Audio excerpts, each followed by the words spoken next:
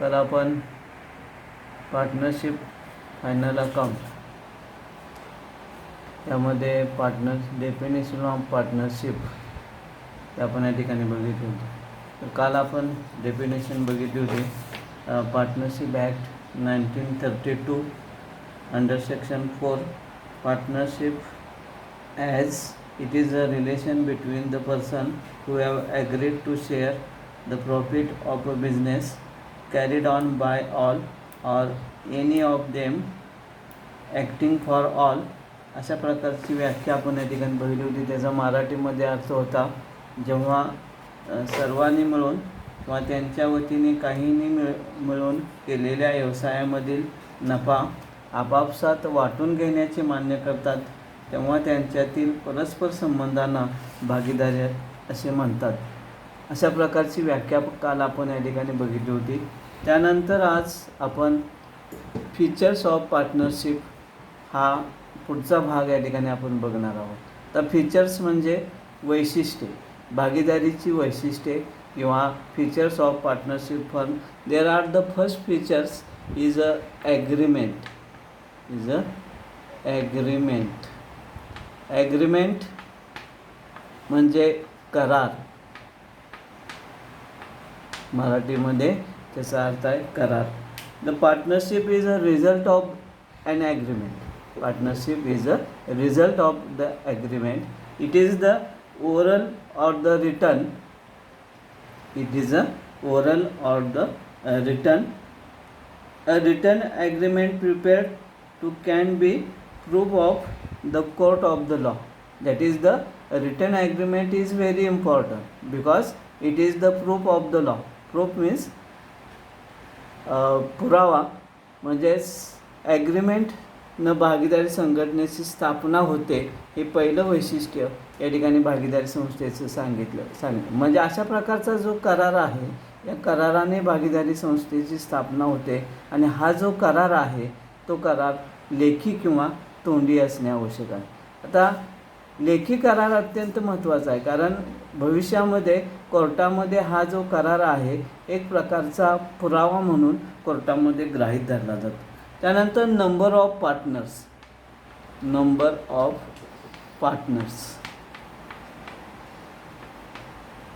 In partnership firm. There are the number of the partners, that is the minimum two members and the maximum will be 20 members. Maximum will be 20 members. 20 members. That is, this is the 20 members. It is the Company Act 2013 amended in 2014. There are the 20 member will be cancelled as per the law, as per the Companies Act 2013 and amended in 2014. There are the 50 members. There are the maximum 50 members in a partnership. म्हणजे भागीदारी संघटनेमध्ये किमान 2 सभासद किंवा 2 भागीदार एकत्र येऊन भागीदारी संघटनेची स्थापना करू शकतात. आता पूर्वीच्या काळी ही जी संख्या होती ती 20 होती, परंतु 2013 आणि 2014 या कंपनी ॲक्टच्या दुरुस्तीनुसार ही जी संख्या आहे ही संख्या या ठिकाणी 50 करण्यात आलेली आहे. म्हणजे भागीदारी संघटनेमध्ये किमान 2 आणि जास्तीत जास्त 50 मेंबर किंवा 50 भागीदार एकत्रित येऊन भागीदारी संघटनेची स्थापना करतात. Than third features is a lawful business. तर लॉफुल म्हणजे कायदेशीर व्यवसाय. That is the any partnership firm carried on any lawful business. म्हणजे भागीदारी संघटना कोणत्याही प्रकारचा कायदेशीर व्यवसाय या ठिकाणी करू शकतो. That is this business will be not carry on in a partnership firm. They are the prohibited by the act or the government. म्हणजे अशा प्रकारचा कोणताही व्यवसाय भागीदारी संघटनेला करता येत नाही की जो कायद्याने या ठिकाणी करणे बंधनकार किंवा कायद्याने करणे ते या ठिकाणी त्याला ही लावलेलं आहे किंवा त्याला परवानगी दिलेली नाही. अशा प्रकारचे व्यवसाय या ठिकाणी भागीदारी संघटनेमध्ये करता येत नाहीत. फक्त कायदेशीर व्यवसाय आहे की ज्या व्यवसायांना कायदेशीर मान्यता आहे, म्हणजे lawful business carry on in a partnership firm. म्हणजेच भागीदारी संघटनेमध्ये या ठिकाणी जे व्यवसाय आहेत ते व्यवसाय कायदेशीर या ठिकाणी करता येतात. अशा प्रकारचा कायदेशीर व्यवसाय करण्यासाठी 2 किंवा अधिक व्यक्ती एकत्र येऊन कोणत्याही प्रकारचा कायदेशीर व्यवसाय या ठिकाणी करू शकतात. Then sharing profit and the loss. Sharing profit and sharing profit and the loss. In a partnership firm, they are the coming together 2 and the more person, and they share profit and loss of the business. They share profit and the loss, profit and the loss of the business.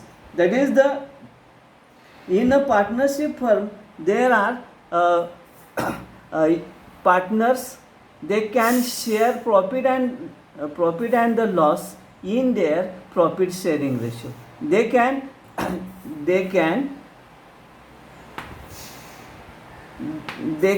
given in the agreement, they can decide the profit and the loss, share of the profit and the loss. That is the sharing of the profit and the loss in their profit sharing ratio. That is, this ratio will be equal or the in a capital format.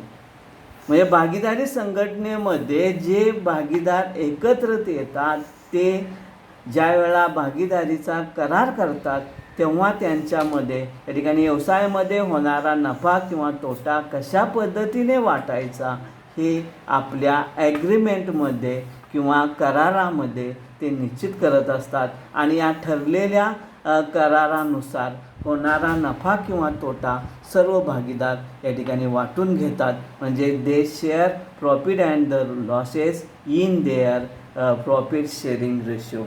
Then unlimited liabilities.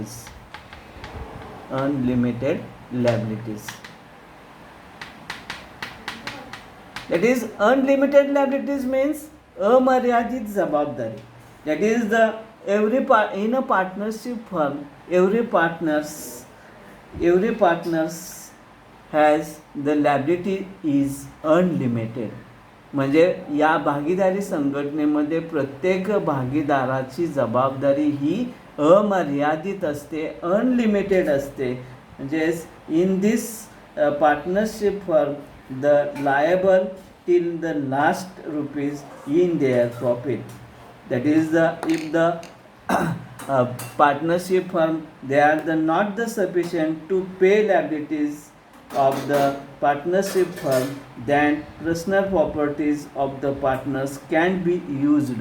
म्हणजे भागीदारी संघटनेचा जी liabilities आहे, जी देयता आहे, ही देयता देण्यासाठी भागीदारी संघटनेची जर मालमत्ता अपुरी पडली तर प्रत्येक भागीदाराला त्याच्या प्रायव्हेट प्रॉपर्टीमधून या ठिकाणी ही जी लायबिलिटीज आहे किंवा भागीदारीची जी देयता आहे ती देयता या ठिकाणी ही देयता या ठिकाणी पूर्ण करावी लागते किंवा द्यावी लागते.